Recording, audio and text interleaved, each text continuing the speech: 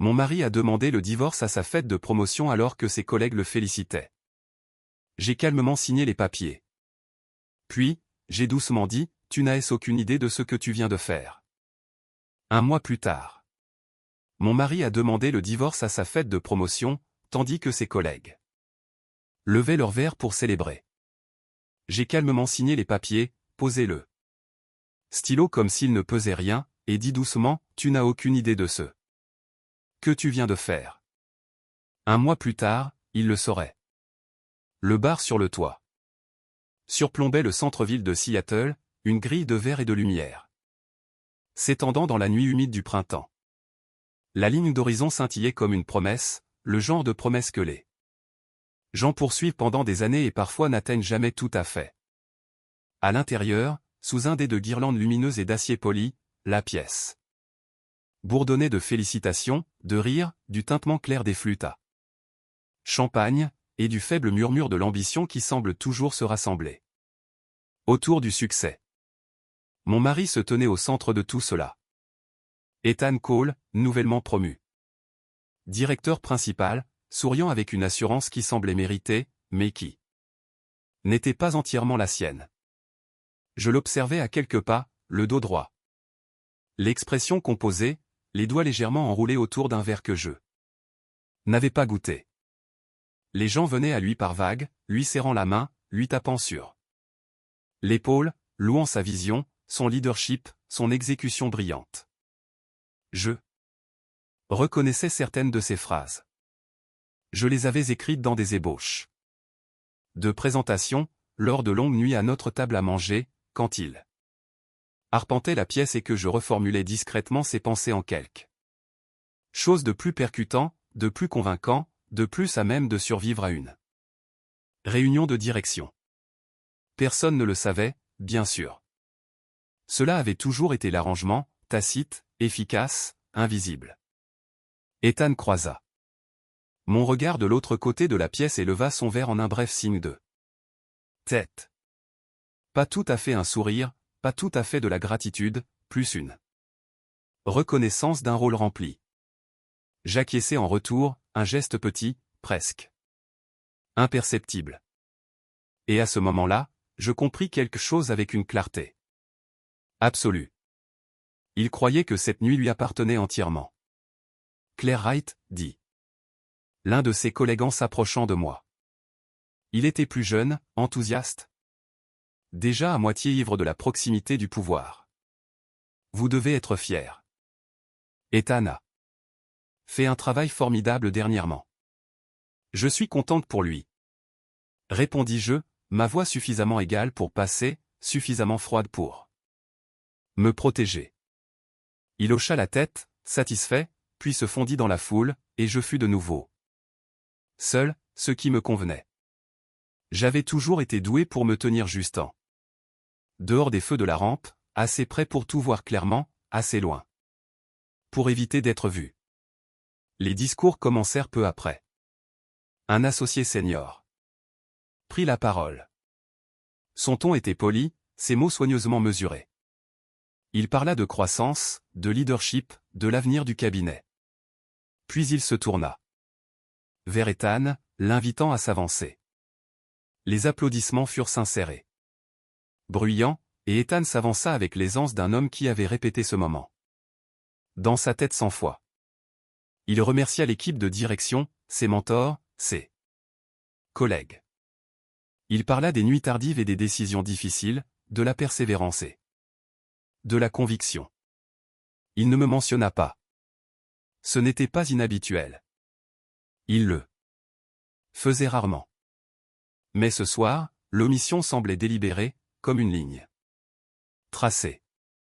Et finalement, il dit, s'arrêtant juste assez longtemps pour capter toute l'attention de la pièce, je veux aborder quelque chose de personnel. Il y eut un léger changement dans l'air, un mouvement collectif d'inclinaison. Je le sentis avant de le comprendre. Mon mariage, continua-t-il, son ton s'adoucissant en quelque chose qui imitait la sincérité, a atteint un point où nous méritons tous les deux de passer à autre chose. Quelques personnes échangèrent des regards. D'autres me regardèrent, puis détournèrent rapidement les yeux, comme si un contact visuel pouvait les impliquer dans quelque chose de gênant. Ethan tendit la main dans sa veste et en sortit une fine enveloppe. « Claire ?» dit-il, me regardant directement maintenant, son expression calme, presque gentille. Je pense qu'il est préférable de faire cela honnêtement, sans faire traîner les choses. Pendant un instant, la pièce sembla rétrécir, les bords s'estompant en une seule seconde suspendue. J'entendais le faible bourdonnement de la ville en contrebas, le léger sifflement du vent contre le verre, le bruit lointain d'un ustensile tombé quelque part derrière le bar. Chaque détail s'aiguisa, comme si mon esprit avait décidé d'enregistrer cela avec précision. Il me tendit l'enveloppe. Je m'avançai. Il y a des moments dans la vie où l'émotion monte, où la colère ou le chagrin exige une expression, où les gens élèvent la voix ou laissent couler leurs larmes parce que l'alternative semble impossible. Ce n'était pas un de ces moments. Ce que je ressentais était quelque chose de plus calme, de plus froid, de plus exact, une sorte de quiétude qui vient quand une vérité longtemps soupçonnée se révèle enfin sans déguisement. Je pris l'enveloppe, l'ouvris et parcourus la première page. Le langage était standard. Différences irréconciliables, répartition équitable, signature requise. Il avait planifié cela soigneusement, choisi son moment avec intention, et cru avec une certitude absolue que je réagirais d'une manière qui justifierait son récit. Je ne l'ai pas fait. Claire, murmura quelqu'un derrière moi. Incertain, sympathique, ne sachant pas s'il devait intervenir. Je levai les yeux vers Ethan. Ses yeux retenaient les miens, cherchant quelque chose, choc, blessure, colère, tout ce qui confirmerait qu'il avait encore le contrôle sur la façon dont cette histoire se déroulerait. Au lieu de cela, je hochai la tête une fois. D'accord, dis-je. Un éclair de confusion traversa son visage, subtil, mais indéniable. Je m'avançai vers une table voisine, pris un stylo, et sans cérémonie, sans hésitation, je signai mon nom. L'encre coula doucement, les lettres précises, comme si je m'y étais préparé plus longtemps qu'il ne pouvait l'imaginer. Une onde traversa la pièce, des murmures, des inspirations silencieuses, la tension indéniable de personnes assistant à quelque chose qu'elles ne comprenaient pas entièrement. Je posai le stylo. Pendant une brève seconde, aucun de nous ne parla. Le silence s'étira, tendu et plein d'attente. Puis je rencontrai son regard à nouveau, m'inclina juste assez pour que seul lui puisse m'entendre, et parler doucement. Tu n'as aucune idée de ce que tu viens de faire. Je me redressai, lui tendis les papiers, et reculai. Pour quiconque observait, cela aurait pu ressembler à de l'acceptation, à du calme, à une femme choisissant la dignité plutôt que le drame. Et d'une certaine manière, c'était le cas, mais c'était aussi quelque chose d'entièrement différent, quelque chose qu'il ne reconnaîtrait que bien trop tard. La fête tenta de reprendre après cela. Les conversations reprirent, bien que plus calmes, plus prudentes. Les rires revinrent par fragments, forcés au début, puis progressivement plus naturels à mesure que les gens s'adaptaient à la nouvelle réalité qui se déroulait devant eux. Ethan, à son crédit, retrouva rapidement ses marques. Il remercia quelques collègues, fit une brève plaisanterie sur les transitions de vie, et laissa la soirée se poursuivre comme si rien d'essentiel n'avait changé. Je restai encore 20 minutes, suffisamment longtemps pour m'assurer que ma réaction, ou son absence, soit la dernière impression que les gens emporteraient chez eux. Assez longtemps pour que le récit s'installe d'une manière difficile à réécrire plus tard. Quand je partis enfin, l'air de la nuit était frais, portant l'odeur de la pluie qui n'avait pas encore commencé. Je marchai jusqu'à ma voiture sans me presser, mes talons claquant doucement sur le trottoir. Chaque pas était mesuré, délibéré. À l'intérieur, le bruit de la ville s'atténuait en un bourdonnement lointain. Je restai assise un instant, les mains légèrement posées sur le volant, et m'autorisai une seule respiration. Contrôlée. Ethan croyait avoir mis fin à quelque chose qui ne lui servait plus. Ce qu'il ne comprenait pas, ce qu'il ne pouvait pas encore comprendre, c'était qu'il avait aussi rompu la seule structure qui maintenait discrètement son monde. Et les structures, une fois retirées, ne s'effondrent pas d'un coup. Elles échouent par étapes. Subtilement au début, puis tout d'un coup. Je démarrai le moteur. 1 mois. C'était tout ce qu'il faudrait. Le premier matin après la fête, l'appartement semblait étrange, comme si les murs s'étaient décalés d'1 millimètre pendant mon sommeil, et hésitaient encore à conserver leur forme. La lumière de Seattle filtrait à travers les restaurants. Fine ruban gris, doux mais inflexible. Et la ville sonnait comme toujours. Le trafic qui se mettait en marche, une sirène lointaine, un camion de livraison qui tournait trop longtemps au ralenti. Mais quelque chose de fondamental avait changé dans la façon dont je l'entendais. Le bruit, autrefois en arrière-plan, était devenu un détail. Le détail, autrefois ignoré, était devenu une information. Ethan était déjà parti. Il y avait un mot sur le comptoir de la cuisine, bref et efficace, écrit de sa main serrée et inclinée vers l'avant. Je resterai au Mercé pendant quelques jours. Nous demanderons à nos avocats de coordonner. Pas d'excuses, pas d'explications, pas de tentative d'adoucir les choses. C'était cohérent avec la version de lui-même qu'il avait choisi de devenir, décisif, déchargé, convaincu. Que la clarté était un substitut à la gentillesse. Je me versai un café noir, comme je le préférais, et me tins près de la fenêtre donnant sur la rue. Les gens se déplaçaient avec détermination. Des navetteurs, des promeneurs de chiens, une femme jonglant avec un téléphone et une poussette. Et je me retrouvais à les étudier comme j'étudiais autrefois les données du marché. Cherchant des schémas, des signaux qui révélaient plus qu'ils n'avaient l'intention de le faire. Pendant des années, j'avais mené une vie parallèle à celle d'Ethan, une vie qui se déroulait sous la surface de sa carrière, comme un courant, stable, invisible, façonnant les résultats sans attirer l'attention. Cela avait commencé assez innocemment, comme souvent ces choses-là. Il rentrait à la maison frustré, une présentation à moitié formée, une stratégie qui ne portait pas tout à fait, et j'écoutais, posais quelques questions, offrais une suggestion. Il l'essayait le lendemain, voyait que ça marchait, revenait avec un nouveau problème. Au fil du temps, les suggestions sont devenues des cadres.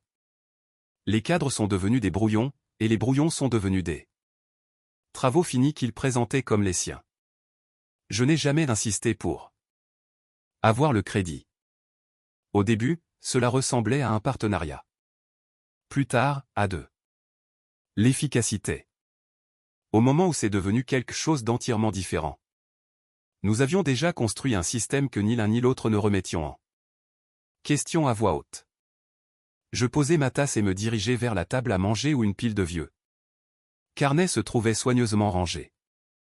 J'ouvris le premier, feuilletant des pages remplies de diagrammes, de points, et de notes en marge. Mon écriture, mon langage, ma structure. Il y avait des ébauches de présentation client, des analyses de positionnement concurrentiel, des plans de contingence pour des scénarios qui ne lui étaient même pas venus à l'esprit avant que je ne les élabore. Une page en particulier attira mon attention. En haut, en gras, j'avais écrit Compte Orion, facteur de risque et atténuation. Orion était le projet. Son projet, celui dont tout le monde au cabinet parlait depuis des semaines, un accord de restructuration d'entreprise majeure, complexe, à enjeux élevés, le genre d'affectation qui pouvait définir une carrière. Il l'avait obtenu parce qu'il était prêt, parce qu'il avait fait ses preuves, parce que le récit autour de lui avait été soigneusement cultivé au fil du temps. Je me souvins de la nuit où nous en avions discuté pour la première fois. Il était excité, presque puéril, arpentant le salon en décrivant l'ampleur, le potentiel de hausse, la visibilité que cela apporterait. Il y a quelques zones grises, avait-il admis alors, presque comme une pensée après coup. Rien d'illégal, juste des hypothèses agressives. Les chiffres peuvent être justifiés, mais ils doivent être présentés de la bonne manière. Je lui avais demandé de tout me montrer. Il l'a fait. Ce que j'ai vu n'était pas criminel, pas au sens évident. C'était plus subtil que cela, ce qui le rendait plus dangereux. Des prévisions de revenus basées sur des calendriers optimistes.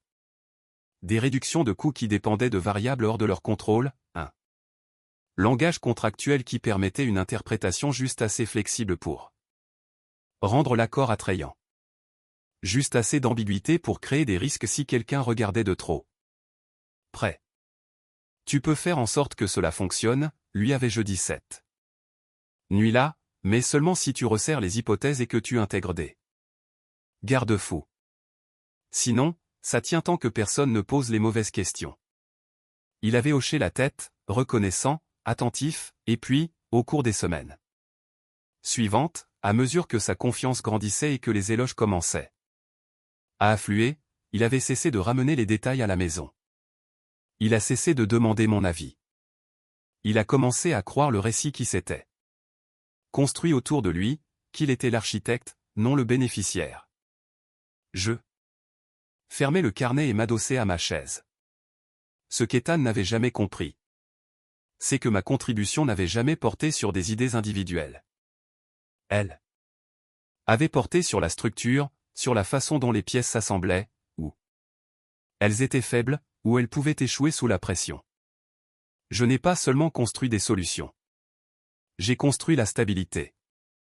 Et la stabilité, une fois retirée, ne signale pas son absence immédiatement. Elle se révèle lorsque quelque chose ne va pas. Mon téléphone vibra sur la table, me ramenant au présent. Un message d'un numéro inconnu, Claire. C'est Daniel Reyes de Yon Strategy. Nous nous sommes rencontrés brièvement à la conférence de King Street l'année dernière. J'ai été désolé d'apprendre votre situation.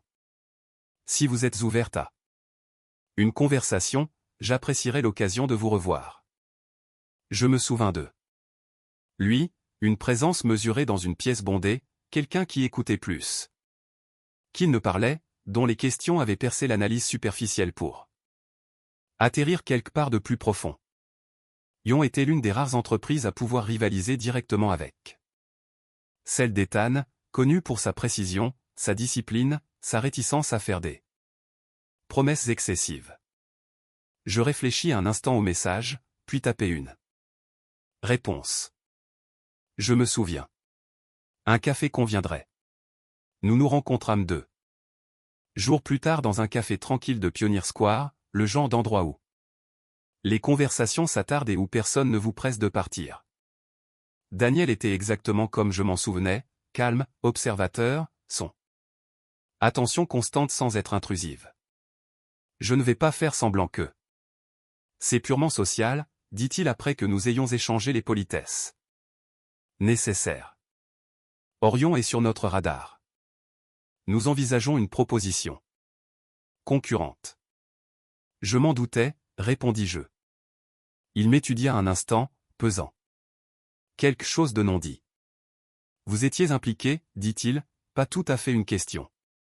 J'étais adjacente, répondis-je, choisissant le mot avec soin. Assez proche pour comprendre la structure et les risques. Je soutins son regard. Significatif. Dis-je, pas catastrophique à moins qu'il ne soit ignoré. Il hocha lentement la tête, comme si cela confirmait quelque chose qu'il avait déjà soupçonné.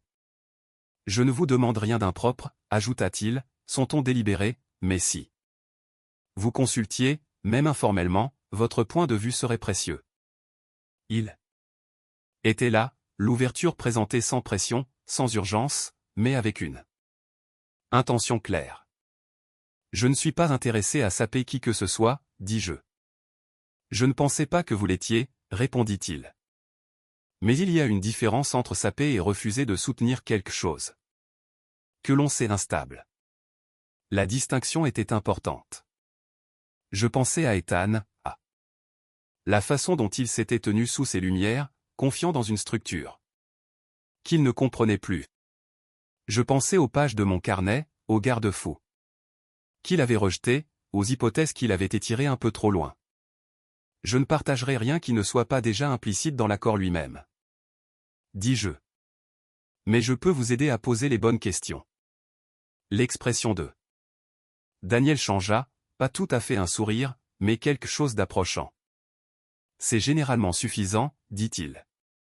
Au cours de la semaine suivante, nous rencontrâmes 2 fois de plus. Nos conversations furent précises, axées sur les cadres plutôt que sur les détails, sur la mise à l'épreuve des hypothèses plutôt que sur la révélation de secrets. Je n'ai pas fourni de documents ni d'informations confidentielles. Je n'en avais pas besoin.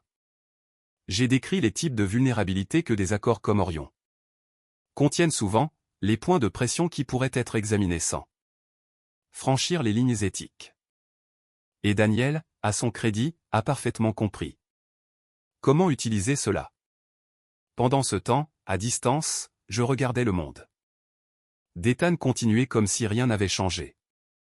Son nom apparaissait dans les annonces internes, dans les bulletins de l'industrie, dans les publications LinkedIn remplies de félicitations et d'admiration. Des photos de la fête de promotion circulaient, lui au centre. Vers levé, sourire large. Le récit tenait bon, intact et convaincant. Pour l'instant. Ce qu'il ne pouvait pas voir, ce qu'il ne s'était jamais entraîné à voir, c'étaient les petits changements qui se produisaient sous la surface.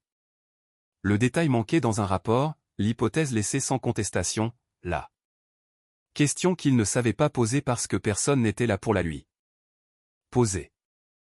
Je n'ai pas eu besoin d'intervenir. Je n'ai eu qu'à reculer, car la vérité est que je ne lui avais rien pris. J'avais simplement cessé de maintenir les choses ensemble. Et une fois ce soutien disparu, la structure commencerait à montrer exactement de quoi elle était faite. Le divorce progressa avec une efficacité discrète, qui signale généralement un accord mutuel, ou du moins l'absence de conflit ouvert. Les avocats échangèrent des documents. Des révisions furent apportées dans un langage soigné, et en l'espace de 3 semaines, tout ce qui avait autrefois défini notre vie commune fut réduit à des lignes épurées sur papier, actifs, comptes, obligations, tout était détaillé, tout était contenu. Pour quiconque observait de l'extérieur, cela aurait ressemblé à une fin raisonnable entre 2 adultes qui s'étaient simplement éloignés. Cette illusion me convenait. Ethan ne contesta rien. En fait, il semblait presque soulagé de la façon dont les choses se déroulaient, comme si mon manque de résistance confirmait sa conviction qu'il avait pris la bonne décision, que quoi que nous ayons construit ensemble avait déjà fait son temps. Nous ne nous sommes rencontrés qu'une seule fois en personne pendant cette période, dans une salle de conférence d'un cabinet d'avocats du centre-ville, où les tons neutres et l'éclairage doux étaient conçus pour éviter que les émotions ne montent trop. Il arriva avec 10 minutes de retard, toujours en mode travail, son téléphone vibrant par intermittence sur la table alors qu'il désactivait les notifications sans les regarder. « Merci de faciliter les choses, dit-il, non sans gentillesse, mais sans profondeur. Je préfère la clarté, répondis-je. Il hocha la tête comme si cela expliquait tout. Il y eut un moment, bref, presque accidentel, où nos regards se croisèrent, et quelque chose comme une reconnaissance y vacilla, une trace de l'homme que j'avais autrefois connu. Mais cela passa rapidement, remplacé par le calme posé qu'il avait cultivé pour les salles de conseil et les négociations. Si tu as besoin de quoi que ce soit, ajouta-t-il en rassemblant ses papiers, fais-le savoir à mon avocat. J'ai failli sourire. Je n'en aurais pas besoin, dis-je. Nous signâmes les documents finaux en silence. L'acte lui-même était Sans particularité, dépourvu de cérémonie. Une fois terminé, il se leva, hésita. Une demi-seconde comme s'il se demandait si une remarque de clôture était attendue, puis il partit simplement. C'était la dernière fois que je le voyais comme mon mari. Après cela, j'ai commencé le processus de me retirer, non seulement de sa vie, mais aussi des systèmes invisibles qu'il avait soutenus. Ce ne fut pas dramatique. Il n'y eut pas de confrontation, pas de déclaration. Au lieu de cela, ce fut une série de petits retraits délibérés, des fils tirés un par un d'un tissu qui avait longtemps paru sans couture. J'ai cessé de répondre aux SMS tardifs qui n'avaient rien à voir avec le divorce, mais tout à voir avec l'habitude, des questions sur le phrasé, sur le ton, sur ce qui sonnait juste. Au début, il venait de manière désinvolte. Presque inconsciemment, comme s'il s'attendait à ce que l'ancienne dynamique continue par défaut. Une pensée rapide sur cette diapositive. Est-ce que ça semble trop agressif? Peux-tu jeter un œil à ce document? Je ne l'ai pas fait. Non pas parce que j'étais en colère ou que j'essayais de le punir, mais parce que la limite avait été fixée et que j'avais l'intention de l'honorer pleinement, sans exception. Les messages ralentirent, puis s'arrêtèrent. En même temps, je redirigeais mon attention vers l'extérieur. Daniel me présenta à deux associés principaux de Yon Strategy, qui abordèrent tous deux nos conversations avec le même professionnalisme mesuré. Ils s'étaient montrés curieux, mais prudents, conscients de la ligne de démarcation entre la perspicacité et l'impropriété. Je leur ai clairement fait savoir dès le début que je ne franchirais pas cette ligne. Ce que j'offrais, c'était une perspective, pas de l'information, une structure, pas des secrets. Il s'avéra que c'était exactement ce dont ils avaient besoin. Nous nous rencontrions dans des salles de conférences qui surplombaient différentes parties de la ville.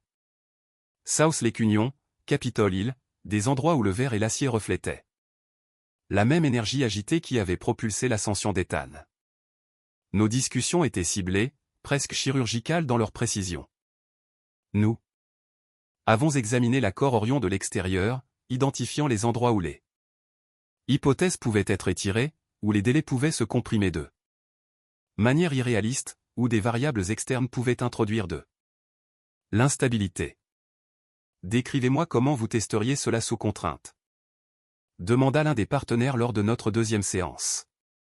En me glissant un modèle résumé sur la table, je l'étudiai un instant, traçant le flux des chiffres, les dépendances qui s'y cachaient. Vous ne contestez pas. D'abord les projections globales, dis-je, vous commencez par les couches de support, les changements opérationnels, les ajustements de coûts. Si ceux-ci ne tiennent pas, le chiffre d'affaires s'effondre de lui-même. Et s'ils résistent? Ils le feront, répondis-je. Mais si vos questions sont suffisamment spécifiques, ils ne pourront pas les rejeter sans exposer les lacunes. Il y eut un bref silence, le genre qui signale un alignement. Pouvez-vous schématiser cela? Demanda-t-il. Je hochai la tête. À la fin de la semaine, j'avais un cadre, non pas un plan d'attaque, mais une méthode d'examen. Une façon d'appliquer une pression sans dépasser les bornes. C'était à bien des égards le même travail que j'avais toujours fait, seulement. Maintenant, il existait au grand jour, reconnu, valorisé pour ce qu'il était. Plutôt que d'être absorbé dans le récit de quelqu'un d'autre. Pendant ce temps, le monde d'Ethan continuait d'avancer en surface. Grâce aux mises à jour de l'industrie et aux mentions occasionnelles de connaissances communes, j'appris qu'Orion progressait vers sa phase finale. Les examens internes s'étaient bien passés. La direction restait confiante, et le client se préparait à une annonce officielle. Son nom était associé à chaque étape, chaque succès, chaque pas en avant. Mais en dessous, de subtils changements commençaient à émerger. Une collègue avec qui je gardais encore contact mentionna au passage qu'Ethan avait été un peu à côté lors de récentes réunions, manquant de petits détails, écartant des questions qui auraient pu bénéficier d'une plus profonde considération.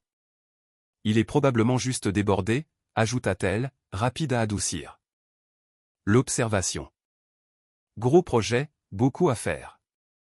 Bien sûr, dis-je. Une autre fois, j'entendis deux analystes lors d'un événement de réseautage discuter. Dorion en termes généraux. Le modèle est agressif, dit l'un d'eux. Pas faux. Juste serré. Oui, répondit l'autre. On dirait qu'il manque une couche de validation supplémentaire. Ils ne savaient pas que j'y étais lié. Pour eux, c'était juste un autre accord à décortiquer. Mais leurs instincts étaient justes, même s'ils ne pouvaient pas l'articuler pleinement. Ce qu'ils sentaient, c'étaient les limites, les endroits où la structure aurait dû être renforcée, où les hypothèses auraient dû être testées plus rigoureusement, les endroits où j'aurais posé des questions si j'avais encore été là pour les poser. Je n'ai pas intervenu. Je n'ai pas eu besoin de le faire. L'absence de ces questions était en soi une sorte de pression. Au fil des semaines, l'intérêt de Young pour Orion s'est transformé en action. Leur proposition concurrente a commencé à prendre forme. Non pas grâce à des informations internes, mais par une analyse disciplinée, en posant les types de questions qui forçaient la clarté, qui révélaient où la confiance était étayée par des faits et où elle était maintenue par le seul élan. Daniel me tenait informé, non pas des détails, mais de la trajectoire. Nous positionnons comme l'alternative plus sûre, dit-il lors d'une de nos dernières réunions, moins agressive, plus fondée. Ce ne sera pas aussi tape à accent grave l'œil, mais cela tiendra la route à l'examen. C'est exactement ce que la situation exige, répondis-je. Il m'étudia un instant. Vous êtes très calme à propos de tout cela, dit-il. Je considérais l'observation. Le calme n'est pas l'absence de sentiment, dis-je. C'est le résultat de la compréhension de ce qui compte. Et qu'est-ce qui compte ici? Que le résultat reflète la réalité, répondis-je, pas la perception. Il hocha la tête, acceptant cela sans insister davantage. À la fin de la 4e semaine, tout était en place. Ethan se préparait pour la présentation formelle qui finaliserait Orion, un événement qui réunirait la direction générale, les principales parties prenantes et les partenaires externes. C'était l'aboutissement de mois de travail, le moment où tout serait affirmé, validé, sécurisé.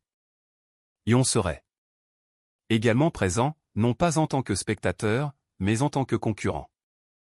La nuit précédant la présentation, je me tins de nouveau près de la fenêtre de mon appartement, regardant la même ville qui avait été témoin du début de ce dénouement.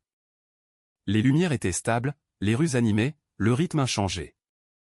Mais la structure sous le succès d'un homme avait changé, discrètement. Précisément, d'une manière qu'il ne comprenait toujours pas entièrement. Je ne l'avais pas saboté. Je ne lui avais rien pris. J'avais simplement reculé, permis au système de fonctionner sans les corrections invisibles qui les avaient jadis maintenus alignés. Et ce faisant, j'avais assuré que, le moment venu, lorsque les projecteurs seraient les plus vifs, lorsque l'examen serait le plus rigoureux, ce qui resterait serait exactement ce qu'il avait construit seul. Rien de plus, rien de moins. Le centre de conférence se dressait le long du front de mer, tout de verre et d'acier, son intérieur poli d'un éclat discret, qui reflétait à la fois la ville et les personnes qui venaient y prouver quelque chose. À l'intérieur, l'air portait cette tension particulière propre au événement corporatif à enjeux élevés, voix mesurée, sourire contrôlé. La chorégraphie subtile du pouvoir, alors que cadres, conseillers et clients prenaient place autour de longues tables et de sièges en gradin. La présentation finale d'Orion avait attiré une salle comble.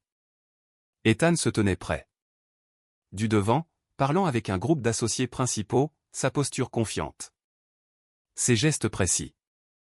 Il portait un costume bleu marine que je l'avais aidé à choisir il y a des mois, taillé pour projeter l'autorité sans arrogance, le succès sans excès. Il avait exactement l'allure qu'il était censé avoir, posé, crédible, prêt. De l'autre côté de la pièce, j'observais sans me faire annoncer. L'équipe de Lyon était arrivée ensemble, leur présence discrète, mais indéniable pour ceux qui comprenaient le paysage. Daniel se tenait à mes côtés, révisant un mince dossier, son expression neutre. « Vous n'êtes pas obligé de rester pour tout, dit-il doucement. Nous pouvons nous en occuper. Je sais, répondis-je, mais je crois que je devrais. Il ne discuta pas. La séance commença à l'heure prévue. Un modérateur ouvrit par de brèves remarques, décrivant l'importance de l'accord Orion, les implications stratégiques, les résultats anticipés. Puis il invita Ethan à présenter. Des applaudissements suivirent, polis mais empreints d'attente. Ethan s'avança. Sa confiance s'installant aussi naturellement que la respiration. Il commença par un aperçu, les conditions du marché, les objectifs du client, le cadre que son équipe avait développé. Sa voix portait bien, stable et assurée, le rythme de quelqu'un habitué à être écouté. Pendant les 20 premières minutes, tout se déroula exactement comme il l'avait prévu. Les diapositives avançaient sans accroc. Graphiques, projections, récits. Soigneusement structurés qui menaient à une conclusion claire et convaincante. Les chiffres s'alignaient, l'histoire tenait, et la salle répondait par un silence attentif, ponctué de hochements de tête occasionnels de ceux enclins à être d'accord. Si vous ne saviez pas où regarder, vous n'auriez vu que le succès. Puis les questions commencèrent. Cela commença par quelque chose de petit, une clarification d'un des conseillers externes sur les délais opérationnels. Ethan répondit facilement, faisant référence aux hypothèses intégrées au modèle, aux contingences prises en compte. Une deuxième question suivit, légèrement plus incisive, portant sur les ajustements de coûts dans des conditions moins favorables. Il y répondit. Également, bien que sa réponse portât un peu plus de poids, comme s'il s'appuyait sur la structure plutôt que de bouger avec elle. À côté de moi. Daniel resta immobile, son attention fixée sur l'échange. Une troisième question vint du fond de la salle, posée par un analyste senior de Lyon, quelqu'un que je reconnaissais de nos réunions, bien qu'il ne m'ait pas salué. Pouvez-vous nous expliquer comment ces réductions de coûts tiendraient? Si le délai d'intégration s'allongeait de seulement 10%? Demanda-t-il, une question précise. Ethan marqua une brève pause. Le modèle tient compte de la variabilité, répondit-il, son ton mesuré. Une prolongation de 10% serait absorbée dans les marges existantes. Pourriez-vous préciser où se produit cette absorption? Insista l'analyste. Un léger changement. Ethan fit avancer la diapositive, affichant une ventilation qui, à première vue, étayait sa demande. Il en parla, désignant des postes budgétaires, expliquant l'interaction entre les économies projetées et les efficacités opérationnelles. C'était convaincant, mais pas complet. L'analyste hocha la tête comme si satisfait et se pencha en arrière. Une autre voix entra dans la conversation. Cette fois d'un des représentants du client.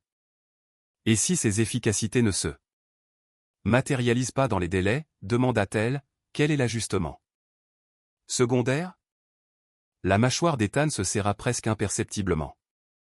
Nous avons mis en place des garde-fous, dit-il. La structure est conçue pour s'adapter. Comment? Demanda-t-elle, son ton toujours calme mais plus ferme maintenant. Un silence s'installa, pas long, pas dramatique, mais perceptible. Du fond de la salle, un autre membre de l'équipe Lyon prit la parole, poursuivant le fil.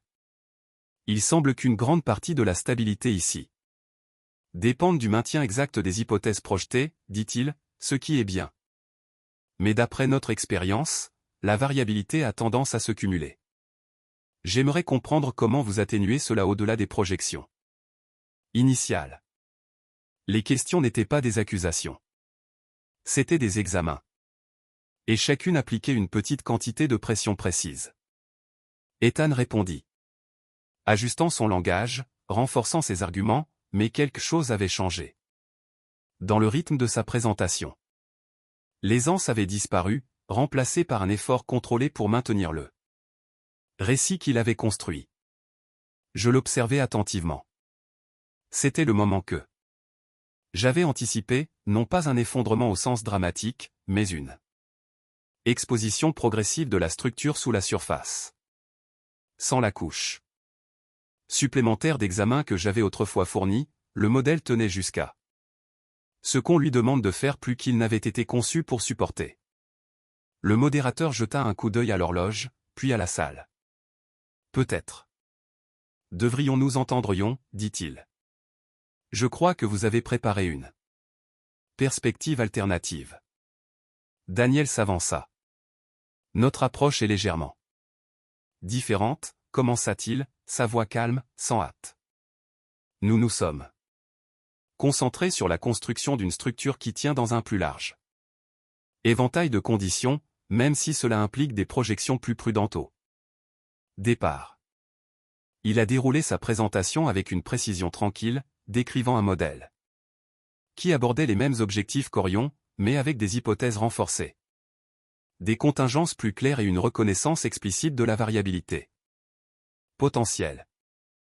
Il n'y avait rien de tape à accent grave-l'œil, mais c'était solide. Là où la proposition d'Ethan exigeait un alignement pour réussir, celle de Ion permettait une déviation sans effondrement. Pendant que Daniel parlait, je sentais la pièce se recalibrer, l'attention se déplacer, l'intérêt s'approfondir, le mouvement subtil mais indéniable de la confiance d'une structure à l'autre. Quand il eut fini, il n'y eut pas d'applaudissements immédiats, juste le silence, le genre qui suit lorsque les gens réévaluent quelque chose qu'ils pensaient comprendre. Les représentants du client échangèrent des regards, puis recommencèrent à poser des questions, cette fois-ci à Ion. Leur ton avait changé, moins interrogateur, plus engagé, comme s'ils exploraient une voie qui semblait inattendument viable.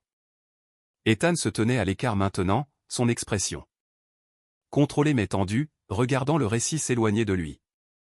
Finalement, la principale représentante du client prit la parole.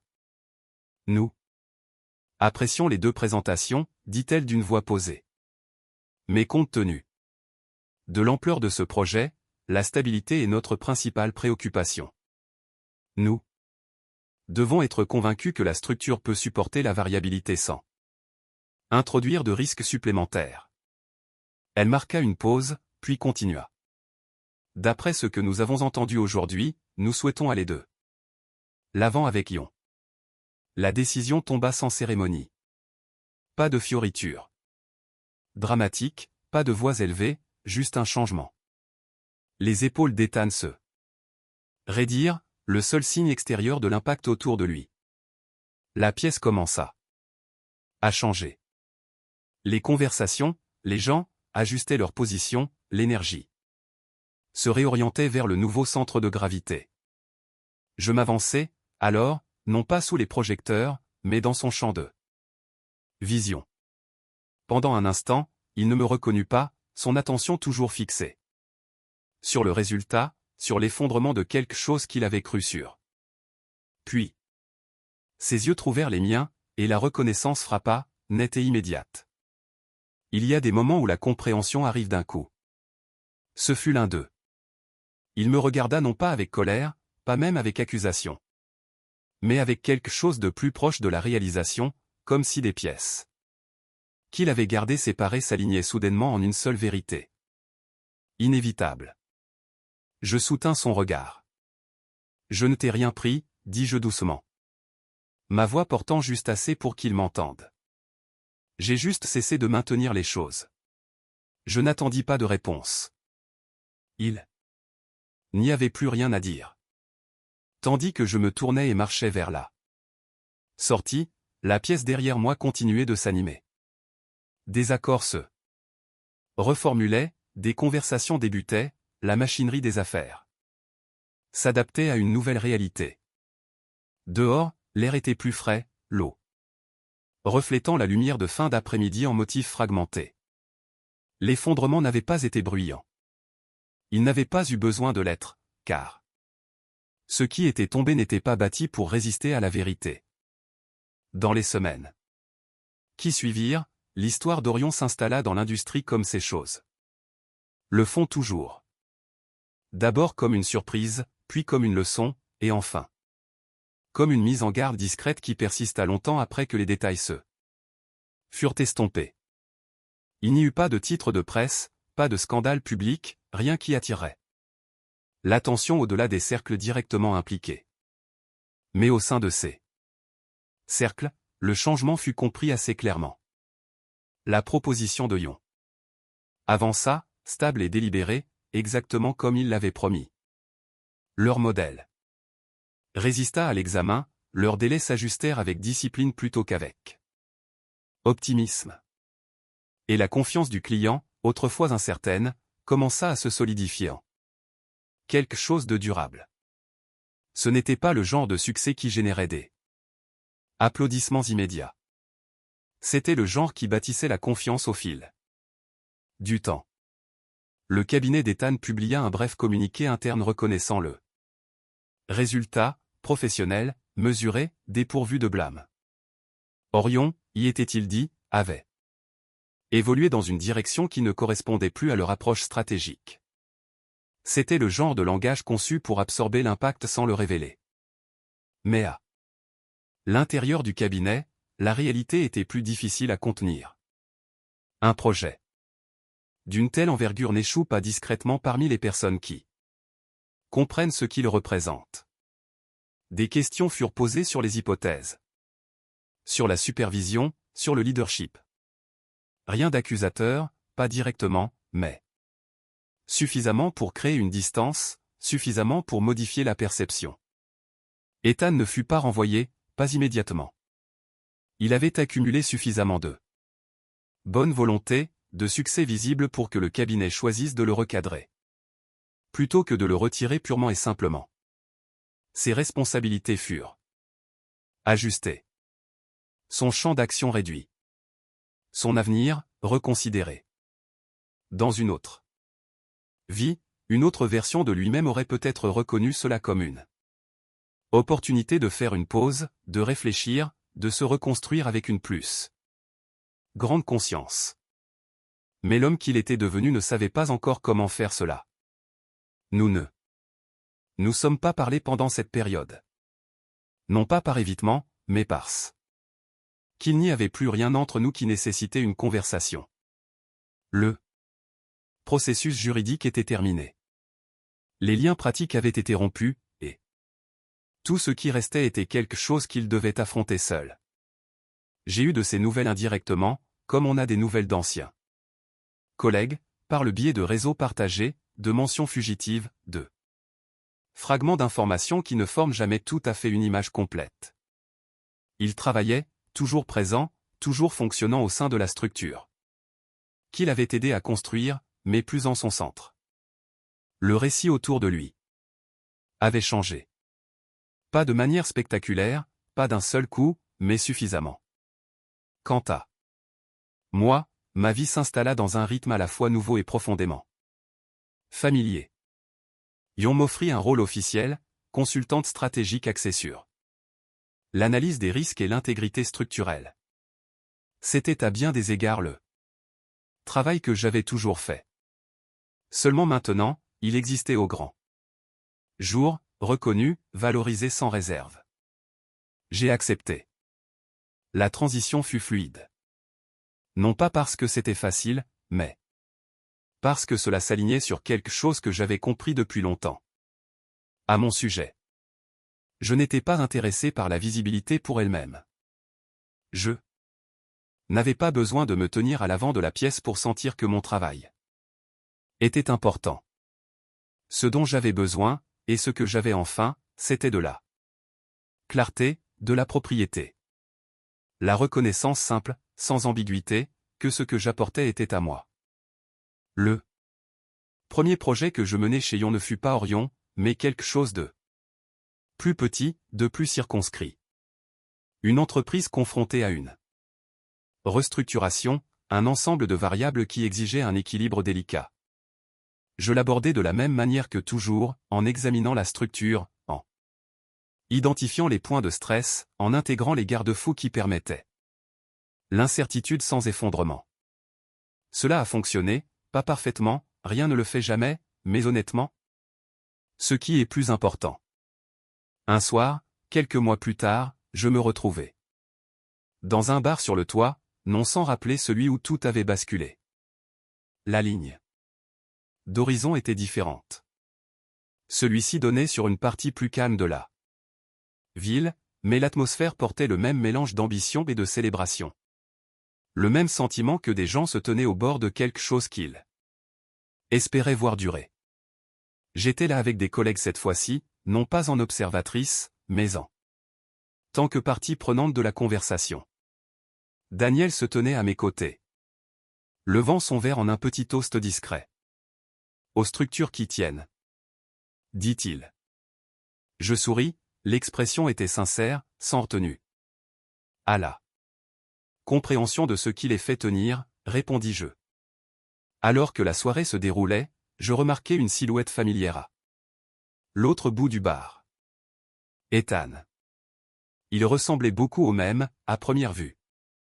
Bien habillé, composé, engagé dans une conversation avec un petit groupe, mais il y avait une différence, subtile, mais indéniable. La confiance était toujours là, mais elle s'était adoucie, teintée de quelque chose de plus tranquille, de plus réfléchi. Il me vit un instant plus tard. Pendant un bref instant, aucun de nous ne bougea. La distance entre nous n'était pas grande, mais elle était totale. Définie non par l'espace, mais par tout ce qui s'était passé entre-temps. Il s'excusa auprès de son groupe et s'avança, c'est pas mesuré. Claire, dit-il. Ethan. De près, les changements étaient plus clairs.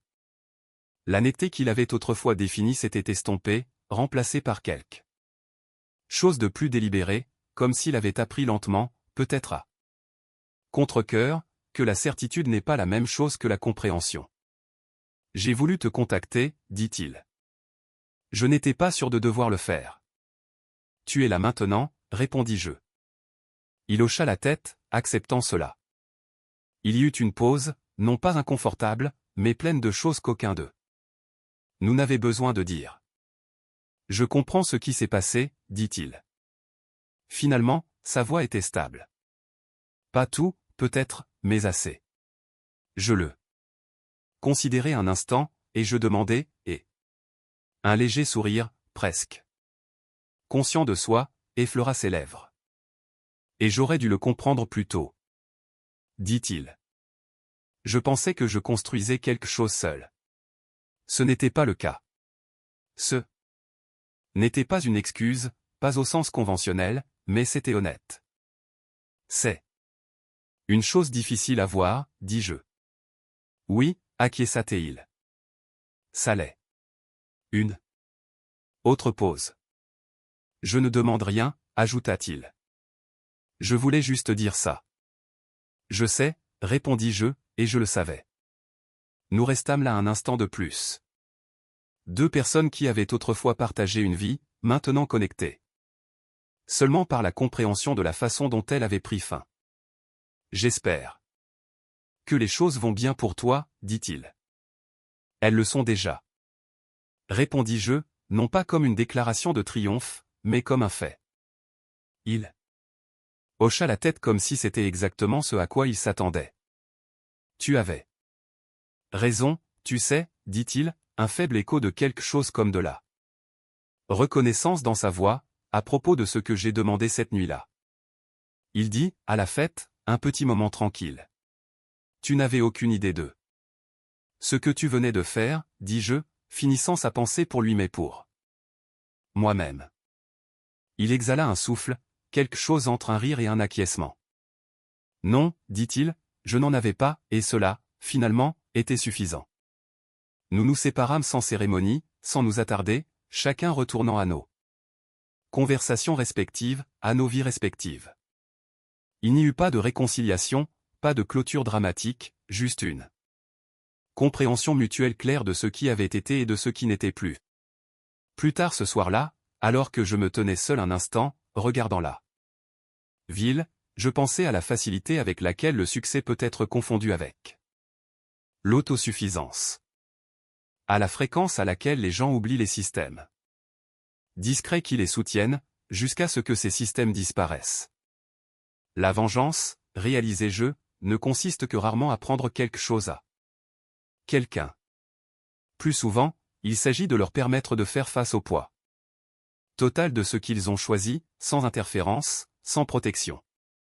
Ce qu'Ethan perdu n'était pas quelque chose que je lui avais pris. C'était quelque chose dont il avait cessé de reconnaître la valeur. Et une fois cette reconnaissance disparue, la perte devient inévitable. Je finis mon verre, le posai, et me retournai vers la pièce, vers la vie que j'avais construite. Non pas dans l'ombre du succès de quelqu'un d'autre, mais dans la lumière claire du mien. Si cette histoire a résonné en vous, si vous vous êtes déjà senti invisible, sous-estimé, ou discrètement essentiel, prenez un moment pour réfléchir à votre propre valeur. Et n'attendez pas que quelqu'un d'autre la reconnaisse avant de le faire. Vous-même. Partagez cette histoire avec quelqu'un qui a besoin de ce rappel. Et si vous souhaitez entendre d'autres histoires comme celle-ci, des histoires de force, de clarté et du pouvoir discret de connaître votre valeur, pensez à vous abonner.